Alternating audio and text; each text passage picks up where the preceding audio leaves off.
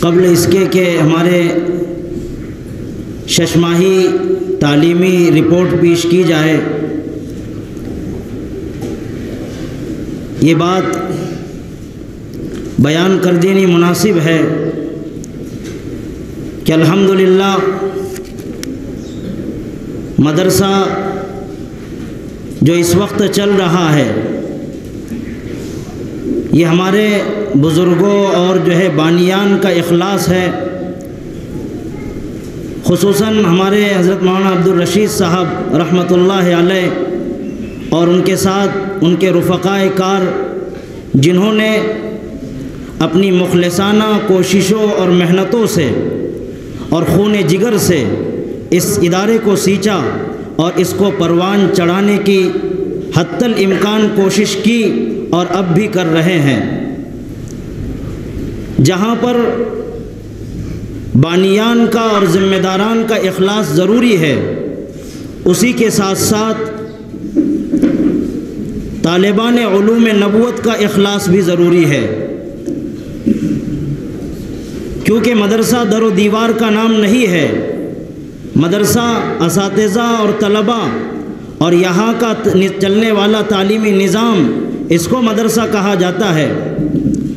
جس قدر طلباء میں اخلاص اور للہیت ہوگی، علم دین کو جس غرض سے سیکھا جائے گا، ادارہ بھی ترقی کرے گا اور طلباء کے اندر بھی وہ صلاحیتیں اور وہ چیزیں پیدا ہوگی کہ آگے چل کر یہ امت کے رہنما اور امت کے قائد بنیں گے۔ آپ نے وہ مشہور واقعہ سنا ہوگا، نظام الملک نے ایک بہت بڑا جامعہ قائم کیا جس کا نام جامعہ نظامیہ رکھا گیا، اور اس میں ہزاروں طلباء وہاں آتے اور اپنی علمی پیاس بجھاتے، بہت اس کا شہرہ ہوا، دور دور سے لوگ اس میں آیا کرتے اور پڑھتے۔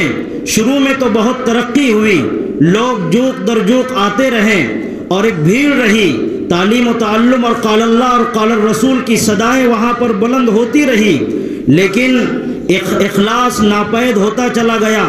تو بادشاہ وقت سے، نظام الملک سے لوگوں نے کہا کہ آپ اس یونیورسٹی پر، اس مدرسے پر اتنے پیسے خرچ کر رہے ہو، اتنی مراعات اور اتنی جو ہے سہولتیں دے رہے ہو، یہ تو جو ہے اس کا کوئی خاطر خواہ فائدہ وجود میں نہیں آ رہا۔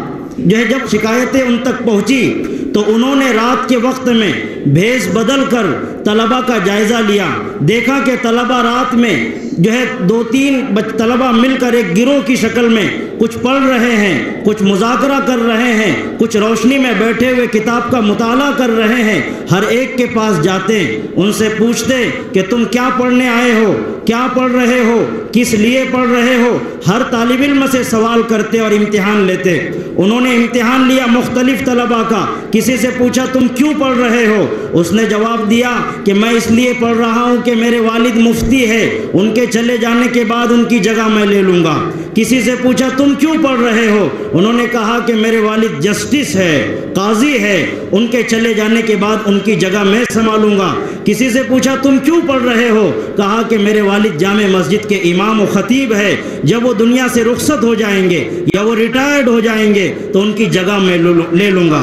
بادشاہ وقت نظام الملک بہت جو ہے رنجیدہ ہوئے، بہت دل دکھا اور انہوں نے ارادہ کر لیا کہ ادارے پر اب تالا لگوا دیا جائے، سب کچھ مراعات بند کر دی جائے، سب کو اپنے اپنے گھر بھیج دیے جائیں۔ لیکن چلتے چلتے دیکھا ایک طالب علم تنے تنہا بیٹھا ہوا، روشنی کے نیچے بیٹھا ہوا، اپنی کتاب کھولے ہوئے وہ اندر نگاہیں کر کے پڑھ رہا ہے اور محنت و جستجو سے پڑھ رہا ہے۔ اس کے قریب نظام الملک پہنچے اور پوچھا، سلام کیا۔ اس بچے نے سلام کا جواب دیا لیکن نظر بھر کر نہیں دیکھا، اوپر نظر نہیں اٹھائی، نیچے دیکھتے ہوئے جواب دیا۔ تو بادشاہ وقت نے کہا کہ تم اوپر بھی نہیں دیکھتے ہو، کہا کہ میں پڑھنے کے لیے آیا ہوں، میں اس لیے میری نگاہ کتاب میں ہے۔ اچھا، کہا کہ میں تم سے ایک سوال کرنا چاہتا ہوں۔ وہ سوال بھی طالب علم نے جواب دیا کہ کسی اور سے پوچھ لو، میں اتنا علم والا نہیں ہوں۔ کسی اور سے سوال کا جواب پوچھ لو۔ کہا کہ نہیں، سوال تمہارے متعلق ہے۔ کہا کہ پوچھو۔ کہا کہ تم یہاں کس لیے آئے ہو؟ کہا کہ میں خدا کی معرفت حاصل کرنے کے لیے یہاں آیا ہوں اور اس علم کو سیکھ رہا ہوں۔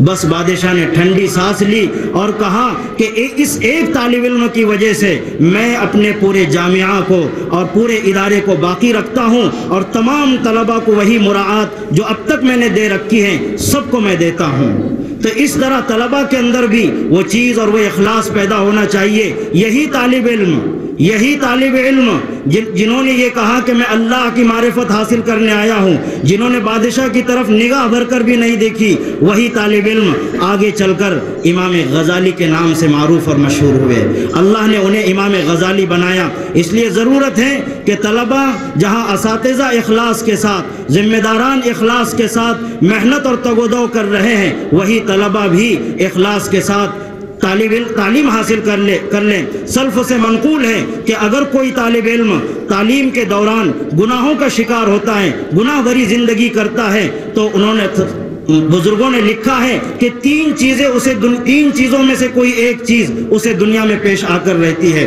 سب سے پہلی چیز یہ کہ وہ جوانی میں مر جاتا ہے، جوانی میں دنیا سے رخصت ہو جاتا ہے اگر وہ طالب علم کی دور میں گناہ کر رہا ہے، گناہوں سے بھی بچنا۔ دوسری چیز یہ کہ اگر وہ قابل بھی بن جائے، فضل و کمال والا بھی بن جائے، تو اس کے علم سے لوگوں کو فائدہ نہیں پہنچتا۔ اور تیسری چیز یہ ہے کہ اگر وہ بہت قابل ہے اور وہ سب کچھ کر سکتا ہے دنیا میں، لیکن اللہ اسے کسی کا محتاج بنا دیتا ہے، وہ لوگوں کی کاسا لیسی کرتا ہے، ان کے آگے پیچھے رہتا ہے، ان کی عزت میں اپنی ذلت جو ہے دیکھتا ہے۔ اللہ تعالیٰ سے دعا ہے کہ اللہ تعالیٰ یہاں کے ہر طالب علم کو امام غزالی بنائے، یہاں کے ہر طالب علم کو محمود الحسن دیوبندی بنائے، حجت الاسلام قاسم نانوتوی بنائے، شیخ الحدیث شیخ زکریا رحمۃ اللہ علیہ جیسا محدث کبیر بنائے۔ اللہ تعالیٰ سے دعا ہے کہ اللہ تعالیٰ ہم سب کی کاوشوں اور محنتوں کو قبول فرمائیں۔ یہ چینل سے خدا کی دین کی ہوتی شاد ہے،